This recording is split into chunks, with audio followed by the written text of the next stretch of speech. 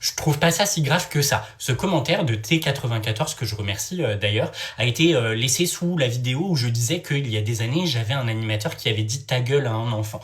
Au tout départ, j'étais d'accord avec toi et j'allais te répondre que je pouvais comprendre ton raisonnement, mais après réflexion, je me rends compte que pas du tout. Et pour illustrer mon propos, je vais mettre un petit accessoire bouge pas. Et voilà! Je suis beau, hein, je suis ridicule surtout. L'objet de mon propos, c'est plus de te dire que ce n'est pas parce que ma création éphémère est colorée et qu'elle donne envie de sourire qu'elle n'en est pas pour autant insultante. Pour moi, dire ta gueule à un enfant, ça n'est pas possible. Alors on peut s'interroger sur le degré de malveillance, on peut s'interroger sur le degré de gravité, on peut aussi s'interroger sur l'intention mis derrière, mais le fond du problème reste le même. On doit respecter les enfants et ça commence par s'adresser à eux de manière la plus polie possible.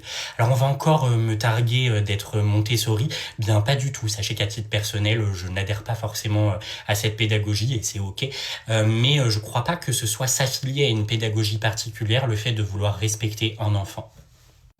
Alors va y avoir encore Jean-Édouard, 68 ans, qui va nous dire que quand il était plus jeune, il s'est pris des ta gueule et des tartes dans la gueule justement, et qu'il n'en est pas mort. Merci pour ton témoignage Jean-Édouard, mais ça me fait m'interroger si, après tant d'années, le fait que tu en parles encore n'est pas la démonstration d'un traumatisme profondément ancré dans ton être. Et si tu veux tout savoir, à titre personnel, j'ai été un enfant maltraité et je n'en suis pas mort non plus. On a de la chance, Jean-Édouard, contrairement à un enfant qui meurt tous les 5 jours en France en 2025 de violences intrafamiliales, de violences commises par des adultes sur des enfants. Donc oui, on a de la chance d'avoir survécu, mais je ne crois pas que ce soit quelque chose dont il faut se vanter et dire que ce n'est pas grave, c'est grave.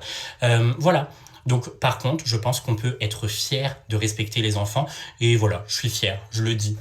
Bonne lecture.